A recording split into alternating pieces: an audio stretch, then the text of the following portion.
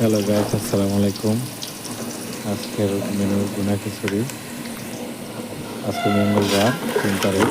দেখেন এই যে এলাচ, দারচিনি, গোলমরিচ, কালো গোলমরিচ, সাদা গোলমরিচ। আপনারা এটা আদা, রসুন, জিরার ফাঁকি, ধনিয়ার ফাঁকি, কাঁচামরিচ, মরিচের ফাঁকি কম ব্যবহার করবেন, তাহলে খিচুড়ি মজা হবে। আর বিশেষ করে একটু কেওড়া জল দিবেন হালকা। তারপরে আপনারা এই যে দেখেন ঘি দিছি, ঘি পারলে দিবেন, না পারলে নাই। ঘিটা দিলে খিচুড়িটা মজা হয়। আর এনে 1.5 কেজি চাল লইছি, আধা কেজি মুগ ডাল লইছি, সব মিলাইয়া 1/2 কেজি হয়েছে মুসুর ডাল। আর মুগ ডাল 1/2 কেজি। 2 কেজিতে 3 কেজি পানি দিবেন। এখন খুব সুন্দরভাবে খিচুড়ি হয়েছে। আধা ঘন্টা চালটারে ভিজা রাখবেন, ডাইলও ভিজা রাখবেন আধা ঘন্টা। দেখবেন খিচুড়ি অনেক মজা হবে।